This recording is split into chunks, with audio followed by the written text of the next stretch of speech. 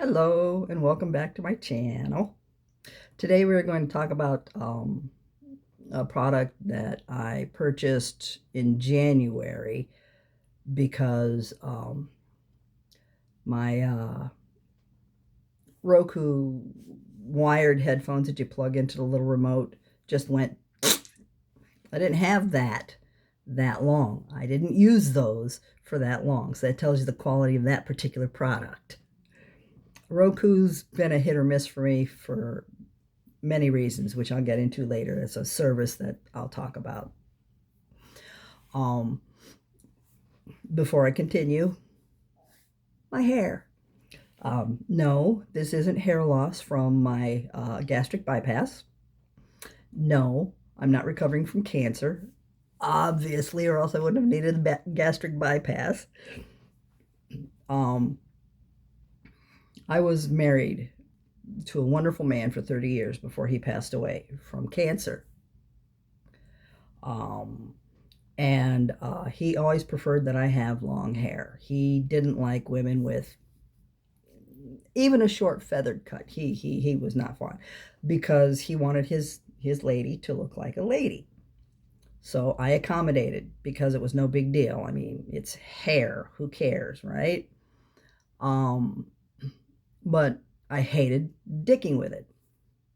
Absolutely hated the kind of jobs I had, mostly factory work. I had to keep pulling the hair back and finding different ways to keep it out of my face so I could see what I was doing, so it wouldn't interfere in such a way that I'd end up with an injury due to a safety hazard.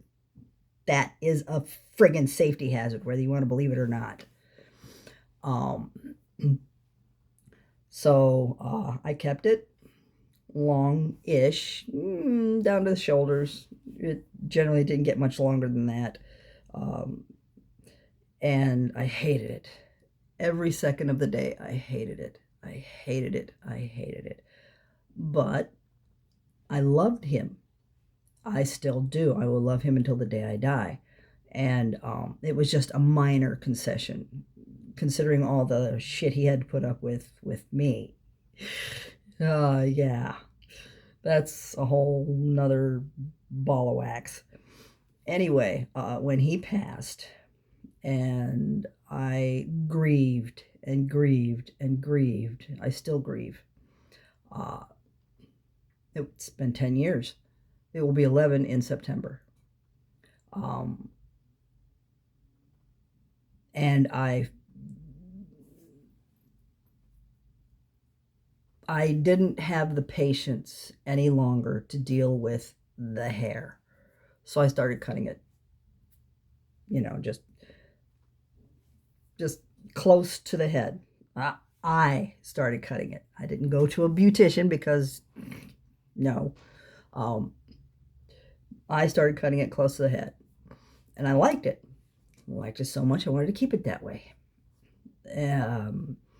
After I left my last employment because of health issues and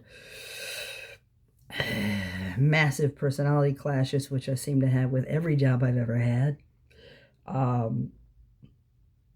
I decided to let it grow again, thinking, maybe now that I'm not working anymore, it won't be that big. It was a big deal. I still couldn't stand it. So I cut it back off again. My kids bought themselves a house,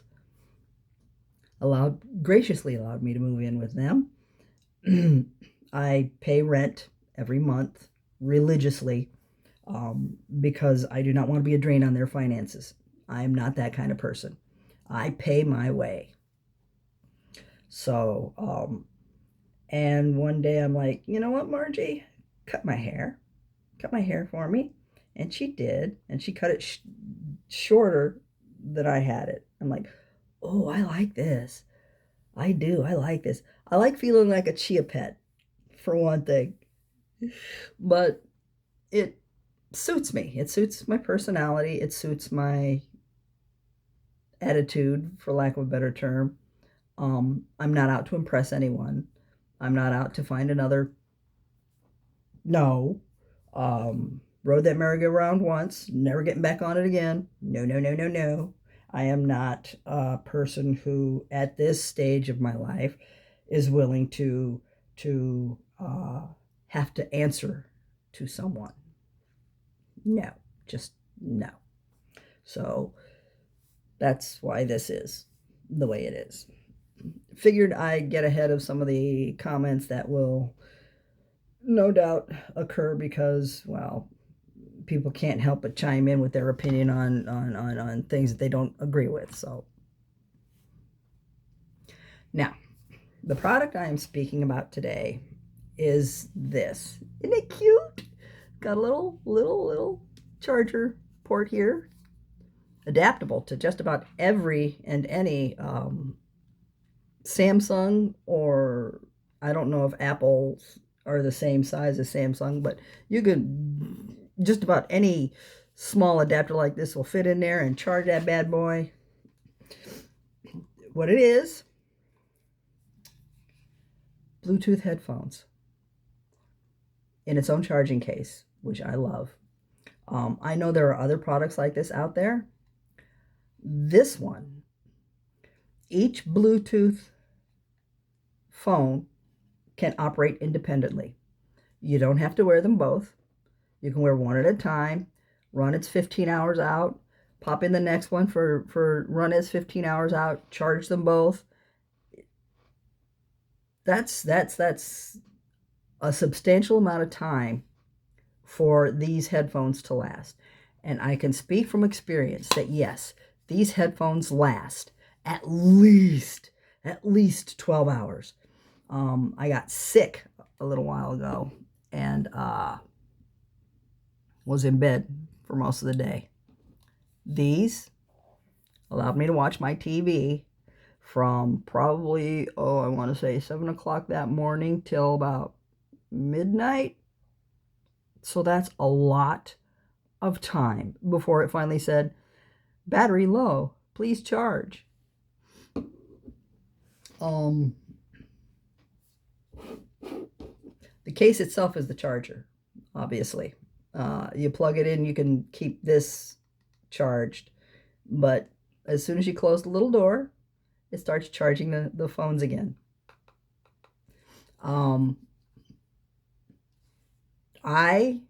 My daughter suggested this, and I agree. After, when you plug it in at night, forget about it, get up in the morning, unplug it. That way you don't overcharge and wear this out faster than it needs to go. They're comfortable, they fit really well.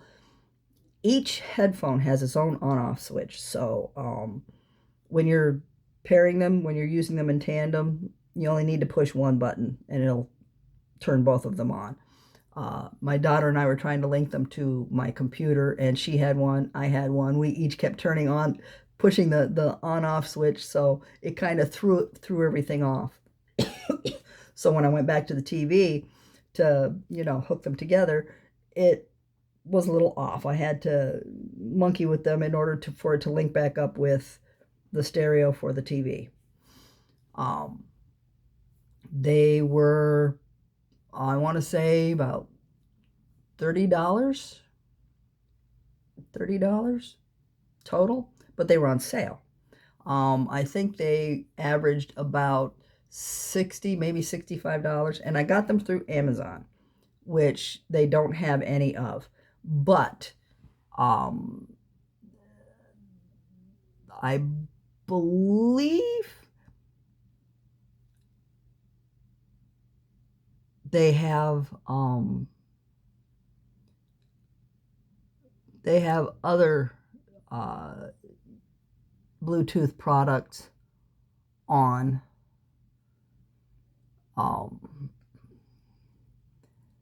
the site as well.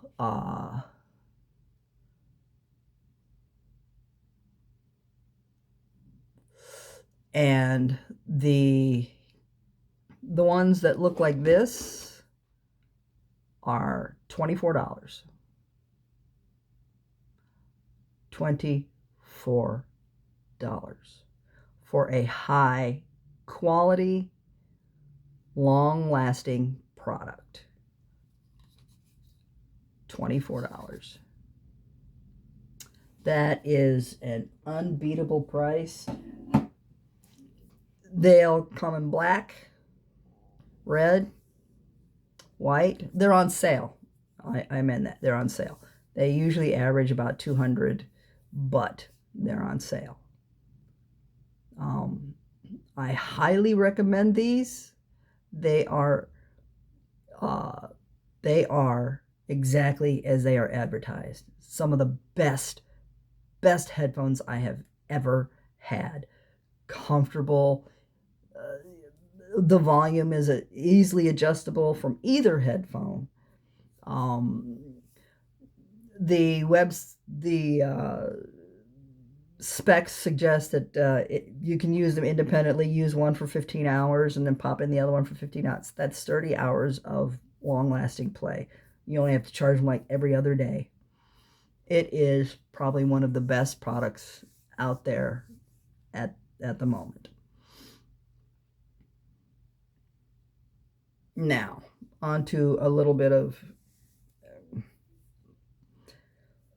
as you know, I have had bariatric surgery, gastric bypass, and I have a couple, 3 videos up on the channel now talking about what that's like at this point. Figured I'd just, catch you up a little bit. And this is normal. I've already talked to the nutritionist and the nurse practitioner that is connected to this program, and they say it's normal. I have developed a food aversion. It doesn't happen to everybody, but it happens often enough that it's to be expected. Foods I used to like a whole lot, the smell nauseates me. So it makes it difficult to eat. It makes it difficult to find something to eat that I can eat. I'm allowed to have vegetables now. Brussels sprouts, yes, yes, yes. Peppers and onions and mushrooms, yes, yes, yes.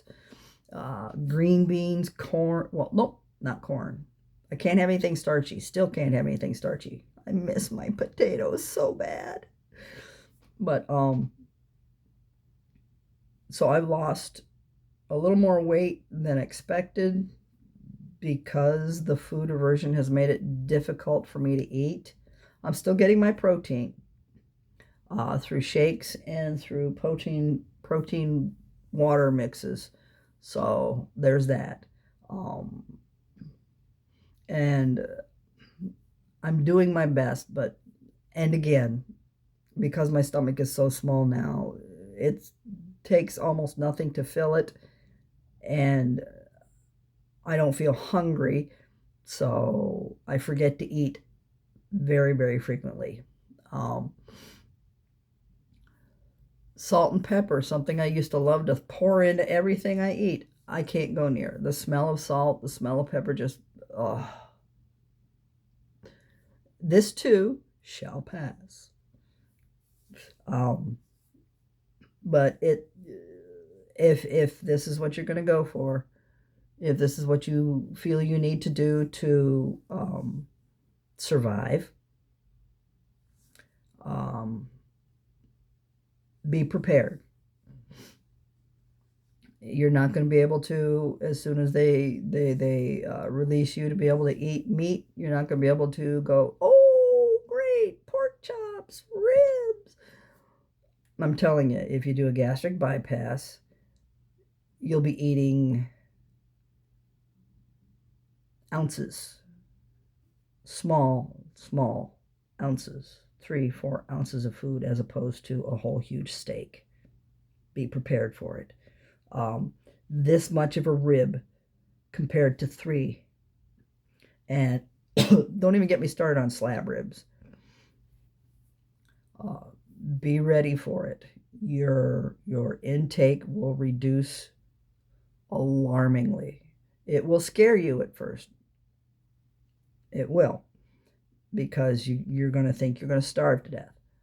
You're not. The protein is what you need to help your body get rid of all the sugar and fat buildup that your insulin stored when you're eating carbs by the handful. Okay. Your body was designed to store what it didn't use for later use. When we first started crawling around through the caves and hunting pterodactyls and woolly mammoths and all those other huge animals, there were times when food was scarce, and our bodies stored what it needed to survive. That's how we survived until the next growing period or birthing period or whatever, so more animals were available. And we also turned to plant life to survive as well. That evolved over millennia, but it's still there. It is a survival. It is your body's way of keeping you alive.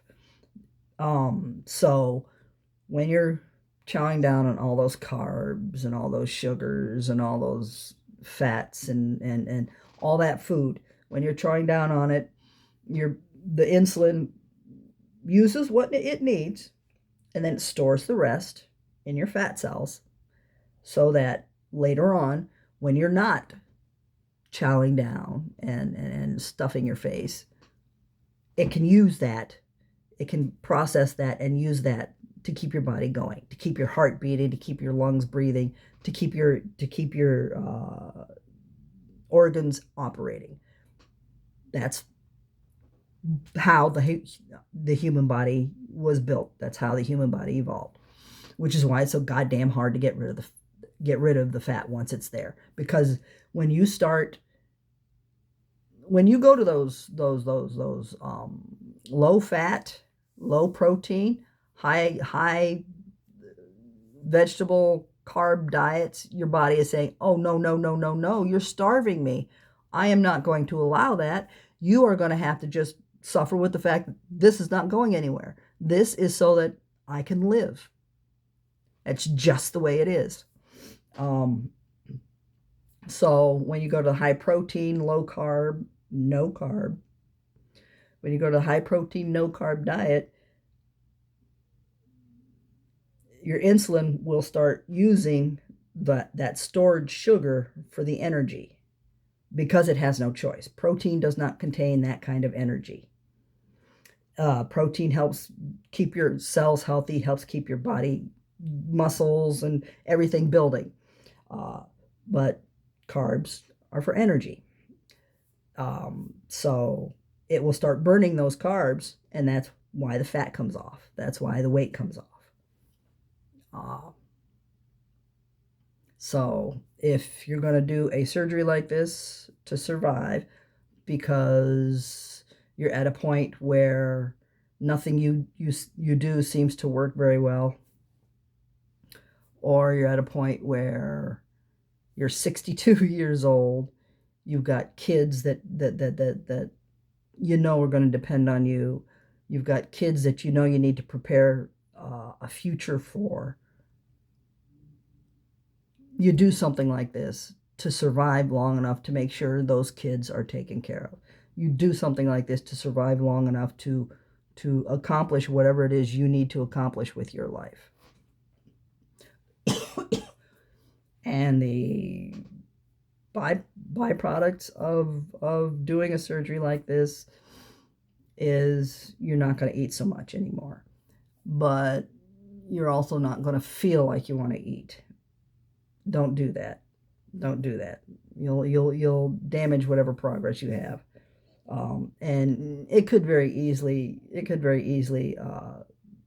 put you in the hospital. You need to take care of yourself when you're when you've done something like this. But be prepared for the side effects. Be prepared for a possibility of a food aversion. Be prepared for lack of appetite. Be prepared for no hunger pains to remind you, hey, I need to eat. You need to consciously be aware of that and take care of that. Um, you need to space what you eat and what you drink. When you eat, you wait a half an hour before you drink anything. Why? Because if you drink something right away, right after you eat, you're just flushing all that food out of your stomach before it has a chance to digest. So you just lost whatever nutrients, whatever vitamins, whatever minerals, whatever protein you were trying to ingest. You were trying to put into your body to keep it going. The same way with if you drink something, wait a half an hour before you eat. I am going to tell you this right now. Portion control is essential.